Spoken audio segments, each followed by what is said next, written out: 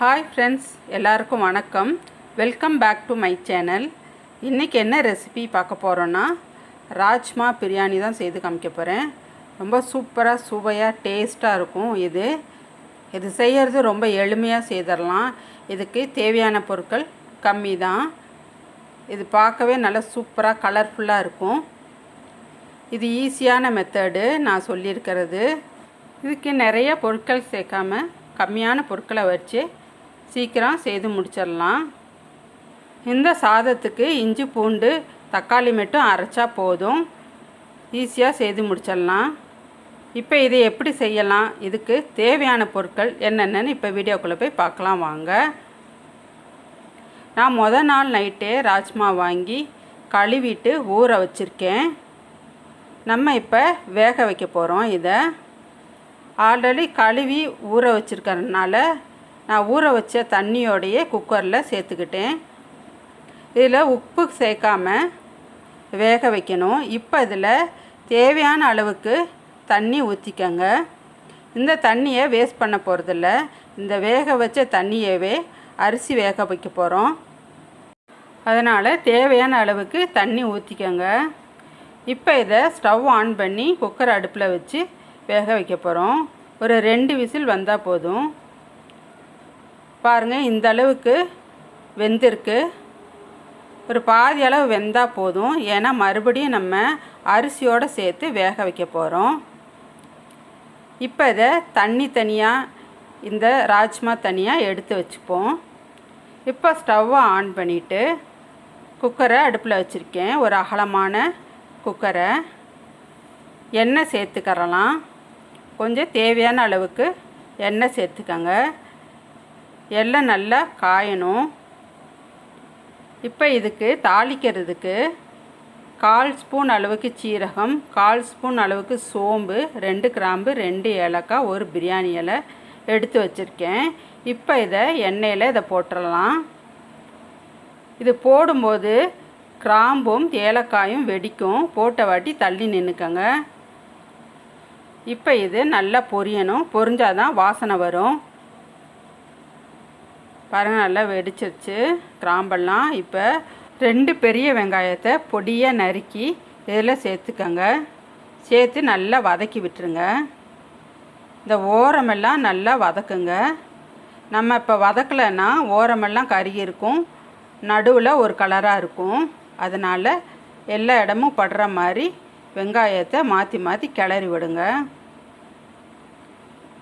கண்ணாடி பதத்துக்கு வந்தால் போதும். இப்போ இஞ்சி வெள்ளைப்பூண்டு பேஸ்ட்டு 1 ஸ்பூன் அளவுக்கு சேர்த்துக்கோங்க. இதை நல்லா கிளறி விட்டுருங்க.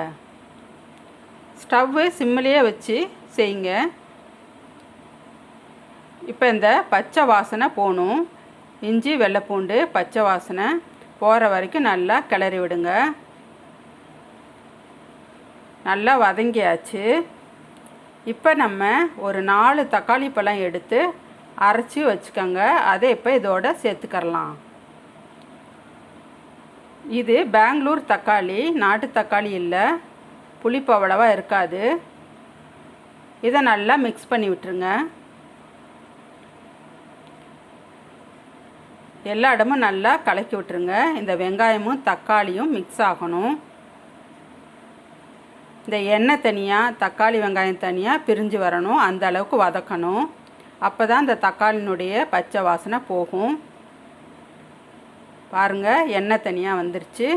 இந்த அளவுக்கு நல்லா கிளறி விடணும். இப்போ சாதத்துக்கு தகுந்த மாதிரி உப்பு சேர்த்துக்கோங்க. நான் இன்றைக்கி 2 டம்ளர் அரிசி எடுத்திருக்கேன், 1/4 கிலோ அளவு. இதே புதுசாக சமையல் கற்றுக்கிறவங்களாம் இருந்தால் கொஞ்சமாக உப்பு சேர்த்துக்கோங்க. சாதமெல்லாம் வெந்த வாட்டி சாப்பிட்டு பார்த்துட்டு ஒரு 1/4 உப்பு 1/2 உப்பை சேர்த்துக்கரலாம். இந்த சாதத்துக்கு வெறும் தயிர் பச்சடி மட்டும் போதுங்க. வேறு எந்த சைட் டிஷ்ஷும் வேண்டாம். 1/4 ஸ்பூன் அளவுக்கு மஞ்சத்தூள் சேர்த்துக்கலாம். 1/2 ஸ்பூன் அளவுக்கு வீட்டில் அரைச்ச மல்லித்தூள், ஒரு 1/2 ஸ்பூன் அளவுக்கு ப்ளைன் மிளகாத்தூள். இதுவும் வீட்டில் அரைச்சது, காரம் அவ்வளவா இருக்காது. அடுத்ததாக கரம் மசாலாத்தூள் 1/4 ஸ்பூன் சேர்த்துக்கங்க. நீங்கள் வேணும்னா காஷ்மீர் சில்லி இதோடு சேர்த்துக்கலாம். உங்களுக்கு இந்த மிளகாத்தூள் வீட்டில் அரைச்சது வேண்டாட்டி. இப்போ எல்லாம் ஒன்றா சேர்த்து நல்லா மிக்ஸ் பண்ணி விடுங்க. வெங்காயம் தக்காளி மசாலாலாம் ஒன்று சேரணும். நல்லா மிக்ஸ் பண்ணி விட்டுருங்க. அந்த எண்ணெயெல்லாம் தனியாக வரணும். அந்த மசாலாலேருந்து பாருங்கள் எண்ணெய் தனியாக கலர்ஃபுல்லாக தெரியுது பார்த்திங்களா. இந்த சமயத்தில் ராஜ்மாவை சேர்த்துக்கோங்க. தண்ணியோடு சேர்க்க வேண்டாம். தண்ணியை தனியாக எடுத்து வச்சுக்கோங்க. அது அரிசி கலவாக நம்ம அளந்து தான் ஊற்றணும். இப்போ இதை ராஜ்மா இந்த மசாலாவோட நல்லா மிக்ஸ் ஆகணும். இந்த ராஜ்மாவில் உப்பு காரமெல்லாம் சேர்ந்தால் தான் சாப்பிடும் போது ரொம்ப டேஸ்ட்டாக இருக்கும். பாருங்கள் நல்லா கலர்ஃபுல்லாக ஒன்று சேர்ந்து வருது பாருங்கள். இந்த மாதிரி நல்லா கிளறி விட்டுருங்க. சிம்லேயே வைங்க. நல்லா மிக்ஸ் பண்ணி விட்டுருங்க. நான் முதல்லையே அரிசி ஒரு 2 டம்ளர் எடுத்து ஊற வச்சுருக்கேன்.